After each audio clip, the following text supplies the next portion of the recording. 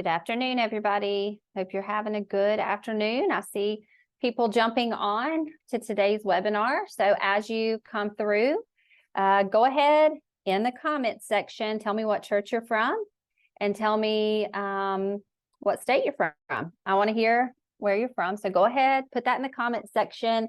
I'm going to hang here for just a few seconds to give everybody time to get in here. Tell me where you're from. I like to see that. Hey, Catherine. Hope you're doing good. Anybody else? Tell me where you're from. Hey, Donna, Life Point Church. All right, we're going to get started. I know more people are jumping in, and as you guys come on, as always, in the comments section, tell me where you're from. Hey, David, how are you? We have a fun giveaway today. Everybody will be a winner, so I'm excited about that. But hang with me, and I'll let you know at the end what you are receiving. So go ahead and tell me where you're from. Also, as we go through today, just like always, let me know what questions you have. At the end of today's webinar, we have a special guest. He is going to help answer some questions about hospitality. Or I can help them along the lines of upward sports. But go ahead and put those in there. Today is our last series or episode in our series, episode 4. Today we're talking about hospitality equals connections formed. If you've followed us along the past 2 months, it's been really fun. Episode 1, if you were there, we talked about advertising. How do you advertise your league? What are the best routes to take? On episode 2, we talked about how do you host a meaningful coach training and what does Upward Sports provide you? And then 2 or 3 weeks ago, episode 3, we had Ron Daniels on here and we showcased all of our ministry resources. How do you implement those and where do you find those resources inside of My Upward? Well, today, episode 4 brings us to hospitality. And I have a special guest with us today, and we're going to talk about how do we make people feel welcome? What does hospitality look like in our church and essentially inside of our Upward Sports leagues? Our guest today is Pastor Danny Franks, and Danny is the pastor of guest services and events at Summit Church in North Carolina. He's been there since 2003. His role oversees guest services and processes major events for 13 campuses, reaching over 12,000 people each weekend. That's a lot of people. Danny's passion for the church is to help outsiders become insiders and to challenge insiders to reach outsiders. He's also the author of People Are the Mission, How Churches Can Welcome Guests Without Compromising the Gospel. I've read the book, absolutely love it. So I'm excited to have Danny here. So Danny, before we take it away, I want to welcome more of our guests that are coming in. So put where you're from, stay with us. The giveaway will be at the very end today. I'm excited about this one. But Danny, take it away. I'm going to unshare here. I want everybody to see our guest. Take it away and tell us a little bit about hospitality. I know you got a couple points. Talk about hospitality. I'm excited about today. Yeah, well, Jennifer, first of all, thank you, and thanks to everybody who is joining us this afternoon. I have a friend or two who threatened to join us on the webinar today and expose me as the non-athletic individual that I am. As a matter of fact, last night we had all of our adult kids over to the house for dinner, and one of my sons who knew about the webinar today said, "Oh, Dad, why don't you tell everybody what it is that you're doing tomorrow?"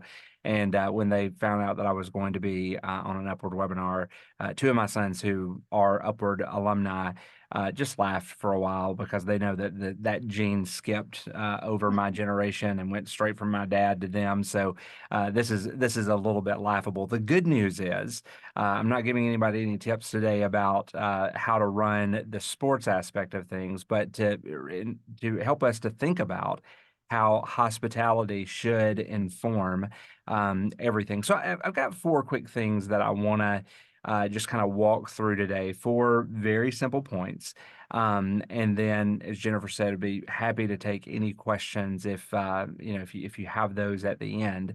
But as we're thinking about how do we implement hospitality in the world of sports ministry, recreation ministry, whatever it is, I think there's four things that we've got to keep in mind. Number one is that all of our efforts are cursed from the beginning. All of them are cursed from the beginning. That is probably the most depressing thought that I could probably ever start us off with, and maybe that should just be beginning and end of the webinar. Thank you, tip your server on the way out. No, this is not a it's not a commentary on the fall of mankind or the doctrine of original sin. Those things are real and things we ought to be talking about as well. But rather, the idea that all of our efforts are cursed is a reminder that we are always fighting against what Chip and Dan Heath call in their book Made to Stick. They call the curse of knowledge. The curse of knowledge is basically because we know something. We assume that everybody coming behind us knows that same thing as well. For those parents who are on the webinar, there's always been that time as your kids grew up that you would say, how could you not know not to put the, peanut butter and jelly sandwich in the DVD player or whatever? Well, they're two. They don't know those things yet. It's up to us to teach them. And I think whenever we are in a ministry or we're running an event that has so many moving parts, like an upward sports program, it's very, very easy for us to focus on the things that are kind of top of our mind and at the center of the event itself, and we tend to forget those things that are outside of that. We tend to forget that there is an outsider who we are trying to help bring inside into whatever it is. It's a player from the community. It's a parent who is unchurched. It's a grandparent who has just bought plane tickets to fly across the country to see their grandchild play in their first upwards basketball game. Whatever it is, we are fighting against this curse of knowledge that because we know something, we assume everybody else should know it too. It may be your 15th year running your upward sports league, but for some kid, some parent, some family, this is going to be their very first year. It's the first time they walk onto the field, first time they walk into the gym. And as our moms always told us growing up, we don't get a second chance to make a first impression. And so if we're not clear in the way that we do our sign up process or we send out advance information, if a family is late for the first game because they made the assumption that the gym that you play in is located at your church, but it's actually at the YMCA across town. If they arrive for a practice that was canceled and the coach didn't give sufficient notice, like they got the text as they were pulling up into the parking lot, all of those things that chips away at our credibility and it chips away at their confidence in our church and our ability to run a sports program. Years ago, John Piper wrote a great book called Brothers, We Are Not Professionals. And if there's one point of disagreement that I would hold with that book, it's that clear and concise communication should be an area where we are more professional than the professionals out there. We should go above and beyond to make sure that everything that we do to communicate what this program is, what to expect, what to do when you get there, all of those things ought to be crystal clear for us. So to ask a question out of this first point, all of our efforts are cursed, and maybe a way to apply this, I would want to ask this: are you fully aware, as a league director, as a coach, as a volunteer, are you fully aware of your own expertise? So, what is the curse of knowledge that you hold that you just assume everybody else knows and they actually don't know because they've never done this before? And are you aware of your new people's hesitation, their uncertainty, their anxiety, their fear, their apprehension, their cynicism, whatever it is? Are you aware of those things?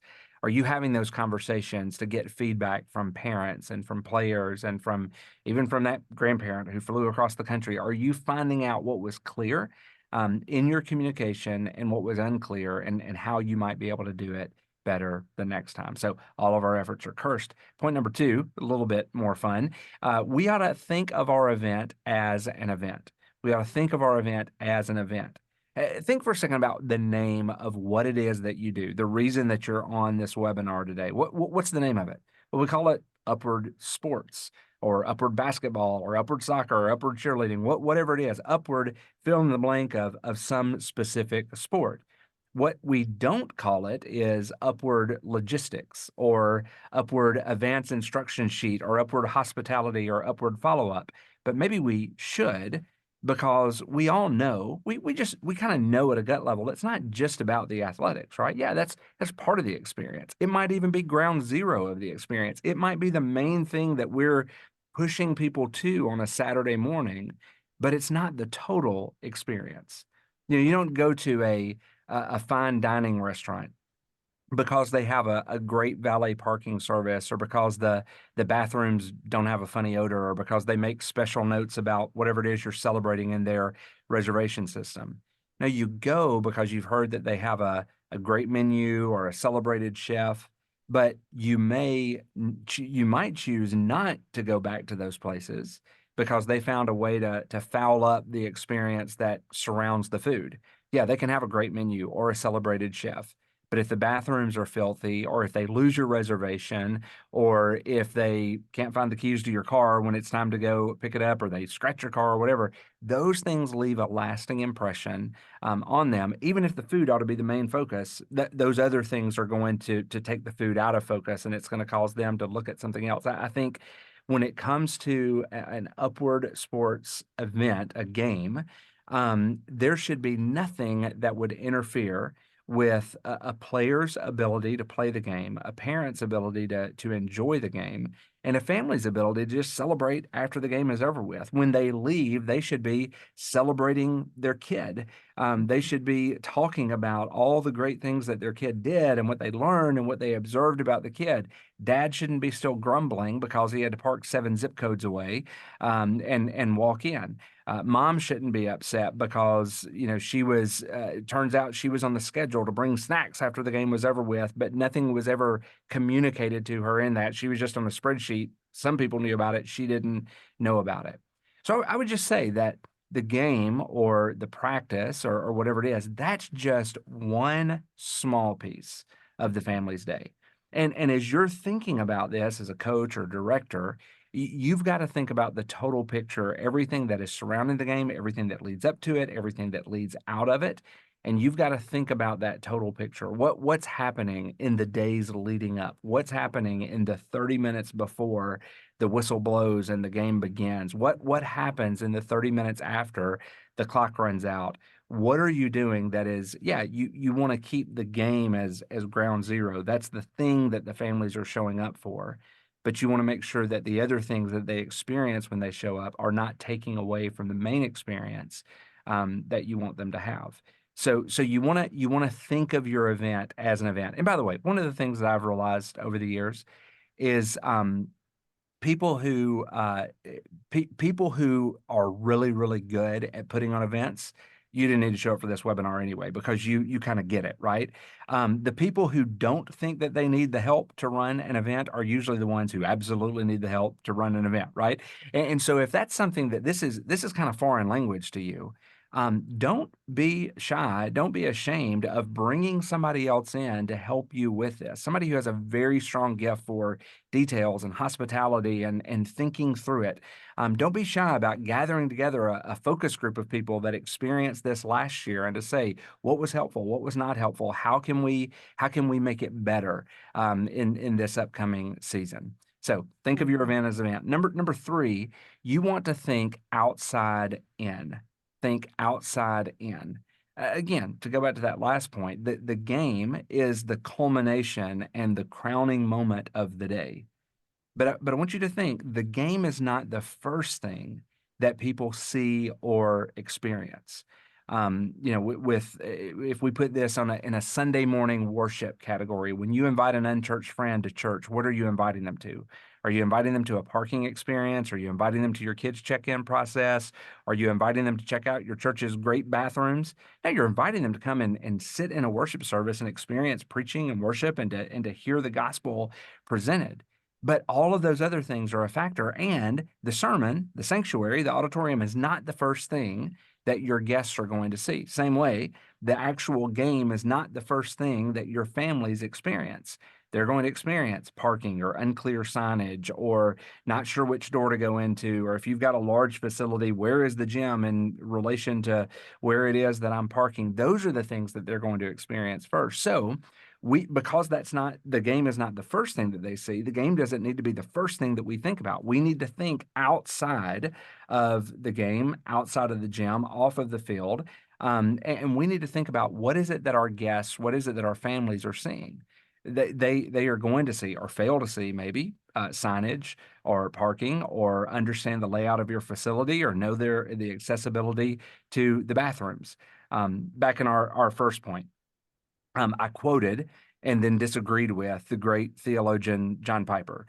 So let me, in this third point, quote and disagree with another great theologian, and that is Troy Bolton from High School Musical, that great 90s Disney movie. You didn't know he's a theologian, but he absolutely was. He implored us in the signature song of that movie to get our head in the game.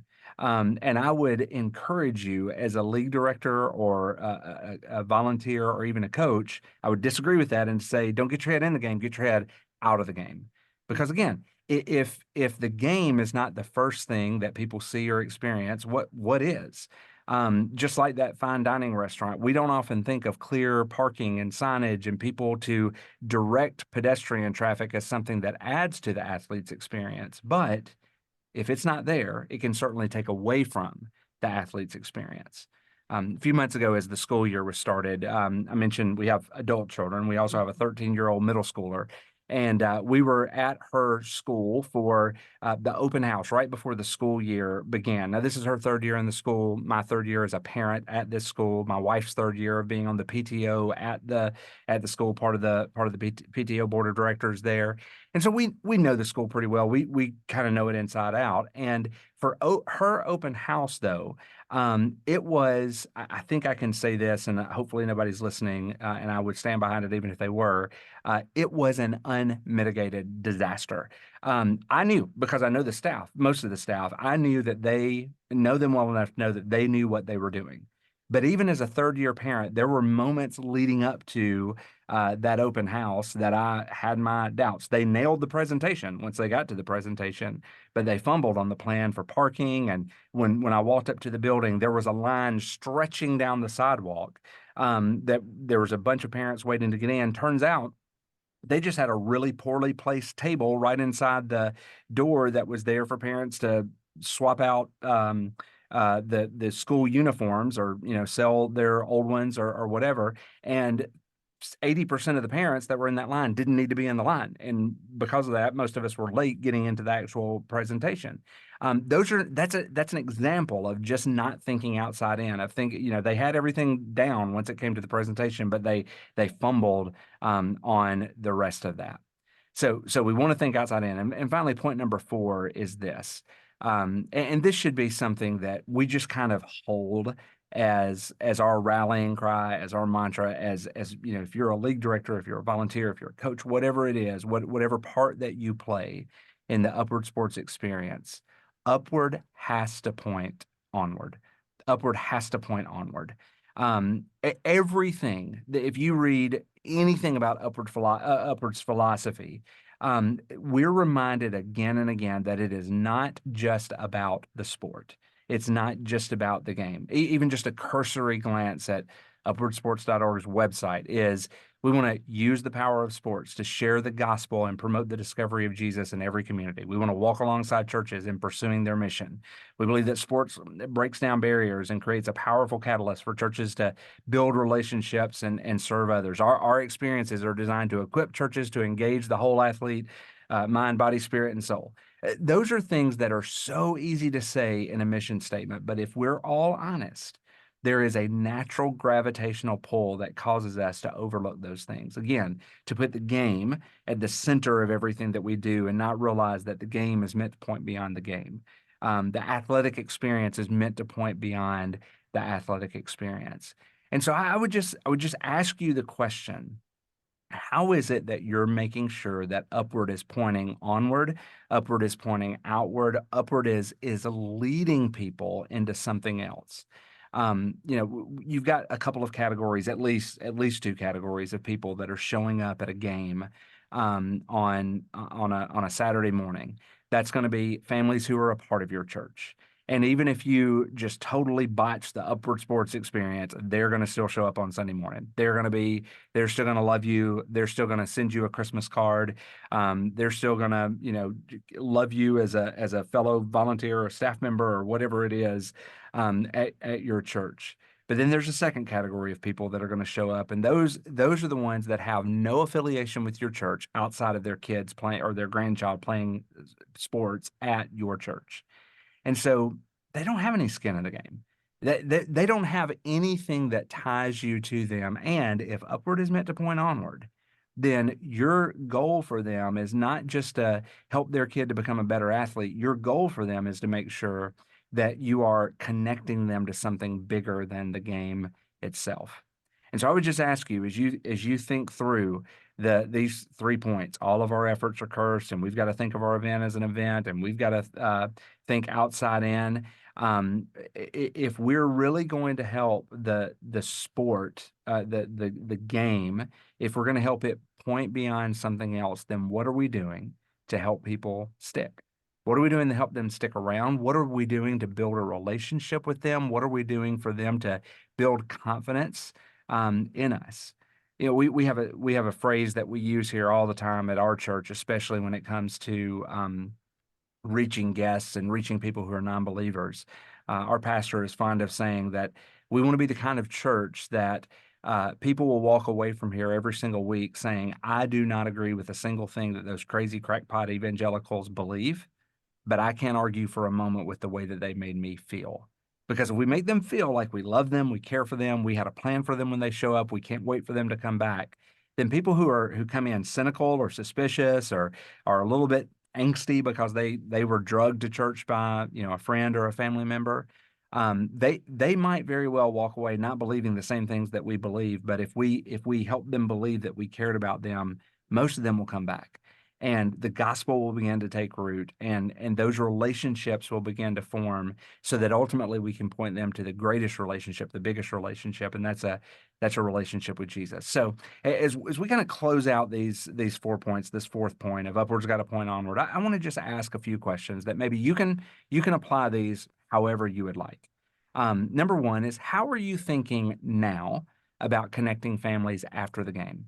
What do you have set up in place for the 5 minutes after, the 30 minutes after, the week after? What do you have in place to help families connect with your church, but not just your church, but with the people of your church, with you as a coach, with you as a league director, with you as a parent volunteer? What do you have in place now to help connect families after the game's over with? Number two, what kind of teams do you have in place at the game that aren't just positions that are coaches or running a concession stand or whatever? Does Upwards have a concession stand? I don't know. But what are those teams that is not just those type of typical positions that we think about when we think about a sports league, but other positions like hosts or people who are just there to mingle around and talk and get to know people, answer questions, whatever it is. What are those teams that you have not yet scratched the surface of a volunteer opportunity that's out there?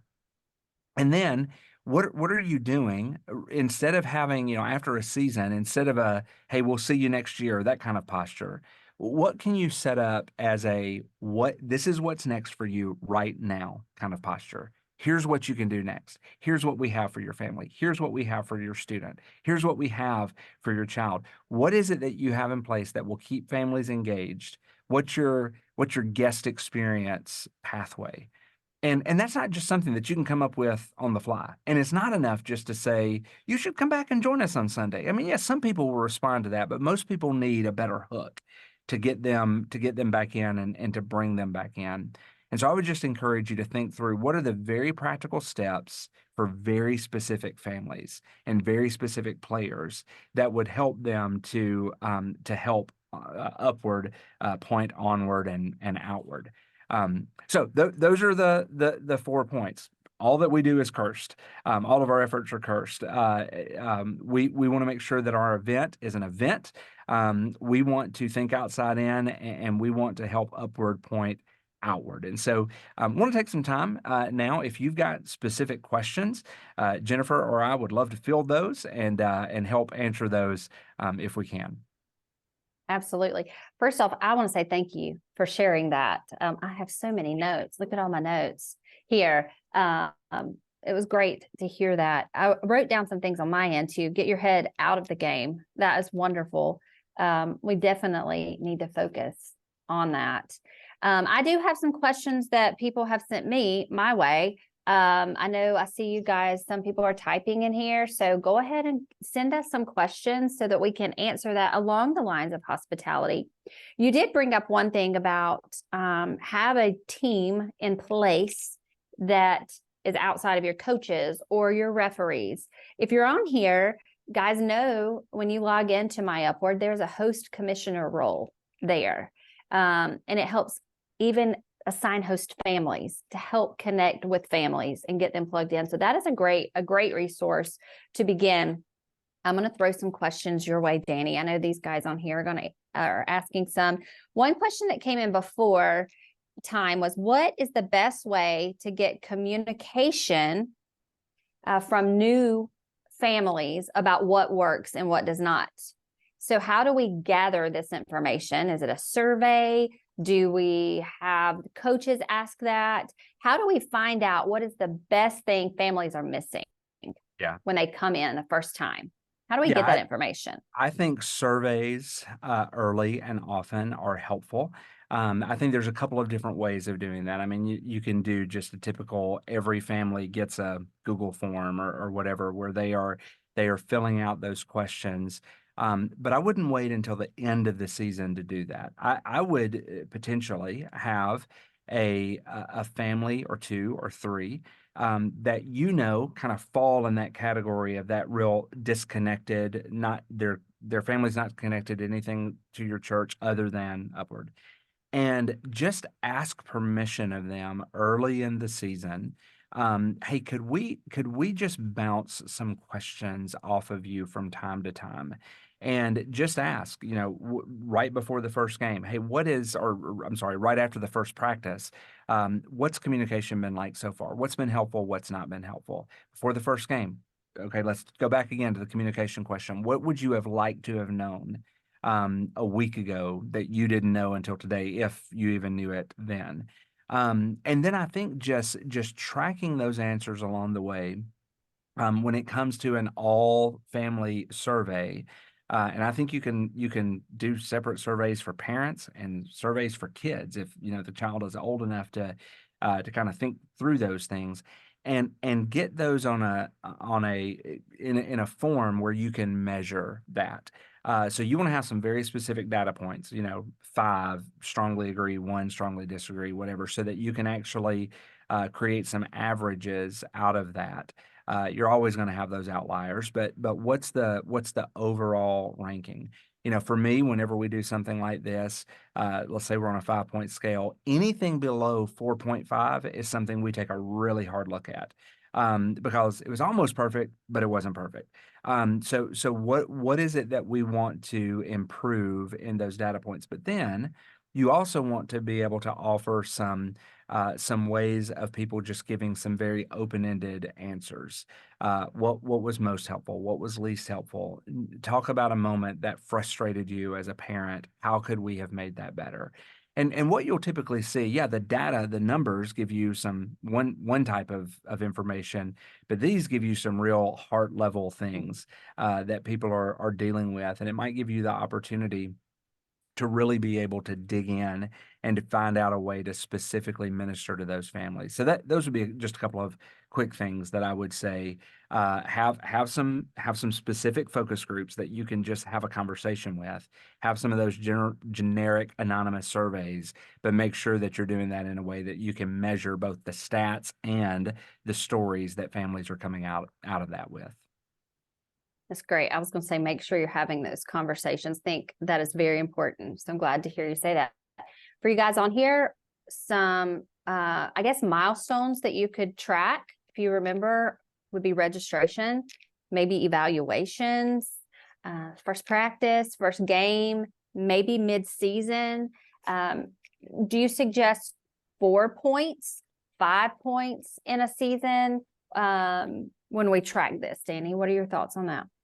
Yeah, I think some of that depends on where does your gut lead you? Like I think for every for every season, we kind of have a feel for this went about as well as it could go. There Yeah. was really nothing else that we could do to plus this, to improve this. And then there are some things when it goes bad is usually when we're most in need of feedback from others. And oftentimes when people are most willing to give their feedback, when it was that unmitigated disaster that I talked about earlier, because think about for some of these families, it's their reputation on the line if they're inviting relatives to come in from out of town to watch their kid play, and if they are dragging them along to an event that goes so poorly, not only will they not invite their family and friends back again, but they probably are having second thoughts about coming back for the following season. So most of the time, if a family is invested enough for their kid to be in a league, they're invested enough that they want you to win. They want you to have a successful season, and so they're all too happy to give feedback on those things.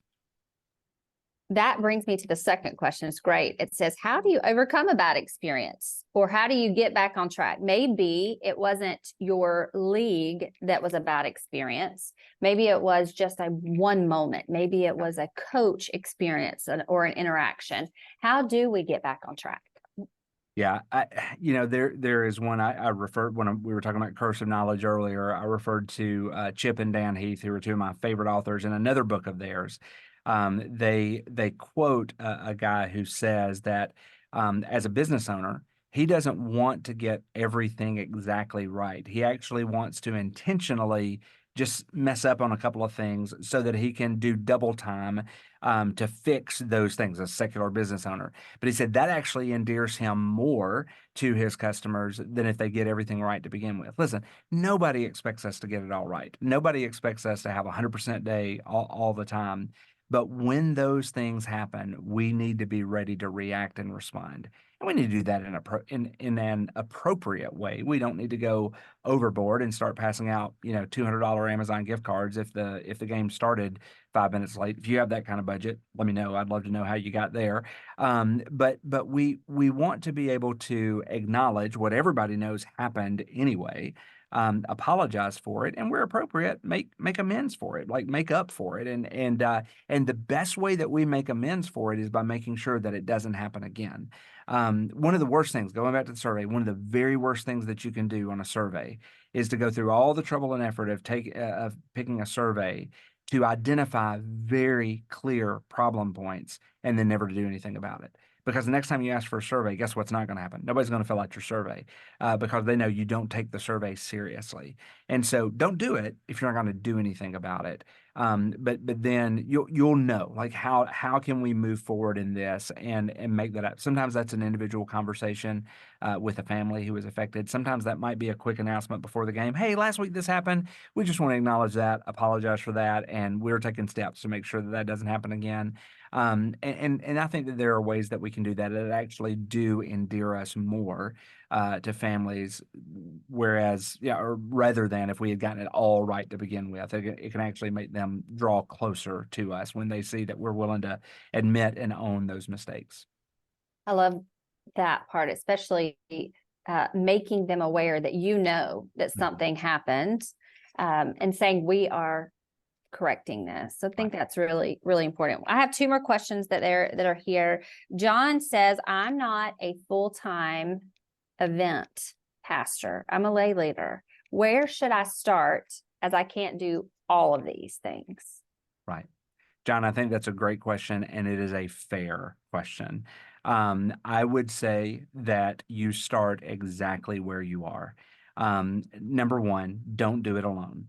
If you are I'm kind of reading into the question, but if you're a league director and you're saying, I just don't have time to think through the hospitality portion of it, my my bet is that you've got somebody in the church who hospitality just comes second nature to them, and they would be all too happy to take that on. Somebody who for them logistics is second nature, and they could look at your plan and point out 5 or 6 things that would be very simple fixes that would help make it make it more simplified for the families that are experiencing. When it comes to written communication, that may not be your strong suit, or you may not have the time or desire to do that, but there's somebody in the church who does that for a living every single day. And what feels like an insurmountable task for you is something that they could basically do with their eyes closed, and it would be the best thing that you could ever come up with. We want to make sure that we are bringing others in alongside us. And I would say that even if you are a full-time events director, you should not be doing it alone. You should be giving others the joy of ministry alongside you to do that. Great. This one just came in personally to me. Jenna says, how many people should I have on a focus group? How many is too many? If I get too many, I have too many voices. Right. So that's a great question. Yeah, I think for me, and just drawing on past experience, some of it depends on the event, but in general, you would want to have a room that has no more than about 4 to 7 voices of people who are speaking into something, especially if it's coming to areas where there's critique that is going to be happening. You don't want to give anybody room to hide. You want to make sure that everybody's voice is heard. You don't want to make sure that anybody is drowned out in what they're saying. And you just, the only thing that you need to do in that focus group is to ask a question and then ask follow-up questions. That's all you need to do. You don't need to defend. You don't need to say, well, here's why that happened. None of that matters. You're there to listen, and you're there just to ask a question and then ask questions that would clarify the answers that they've given. Great response to that. Brad says, what's the specific way that your church connects with families? Yeah.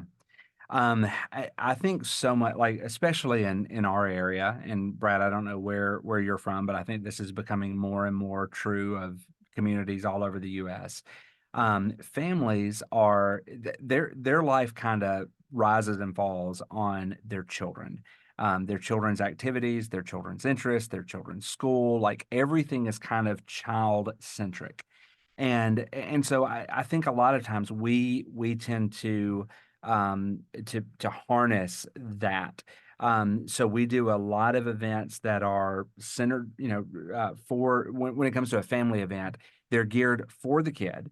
But it's something that we want them to invite their parents along with them. So we will do, a family worship night that is very kid centric, but families are coming into that.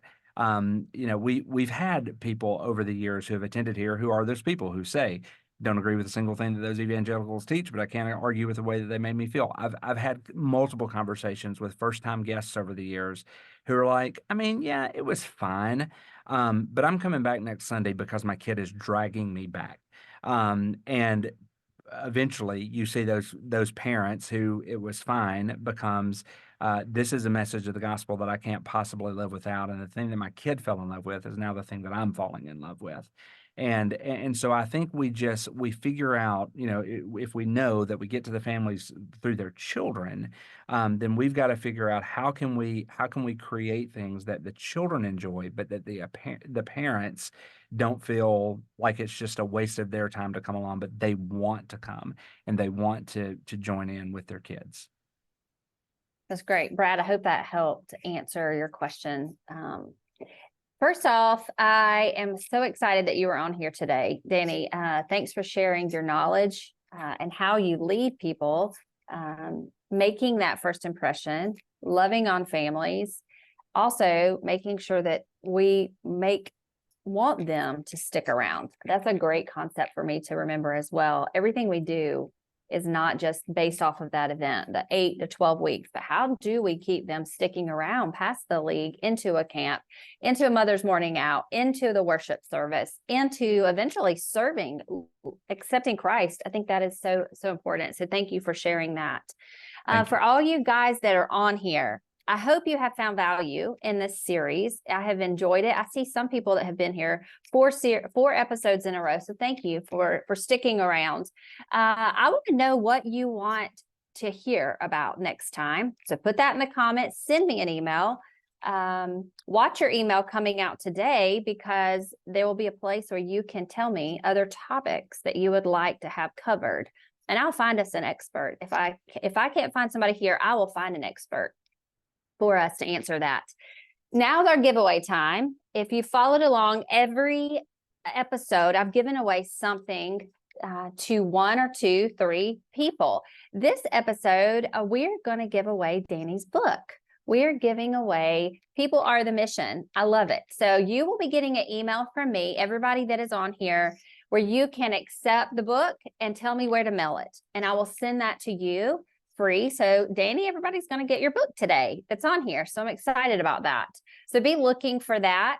And I definitely want to make sure that you know here from Upward Sports that we are thankful for you. Donna says, thank you so much, Danny, for being a part. So we're excited about that. So be watching your email, everybody that's on here. I'll send you that today or first thing in the morning, and you can accept your book. Tell me where to send it. But Danny, thank you again for being our special guest. You do a great job. Jennifer, thank you. Thanks everybody for joining today. Absolutely. Let me close this in prayer, guys, and stay tuned for our next webinar in the next coming weeks. Let me close this in prayer. Dear Lord, thank you for today. I thank you for these league directors. Lord, as there's churches on here that are interested in sports ministry and have not started sports yet, Lord, I just pray that they take time and look at every avenue into their church, whether it's sports or another option. Lord, I just pray that the gospel is furthered, families feel welcome, and they do stick around in churches around our country. Lord, for Danny, I thank you for his wisdom, his leadership at Summit Church. And Lord, thank you for the knowledge that he provided today. Lord, as we start our leagues, upcoming practices for basketball are coming up, may we apply these principles that we learned today and share you with families. We love you, Lord. Amen. All right, guys, thank you so much. And I hope you have a great afternoon. Thanks, Danny.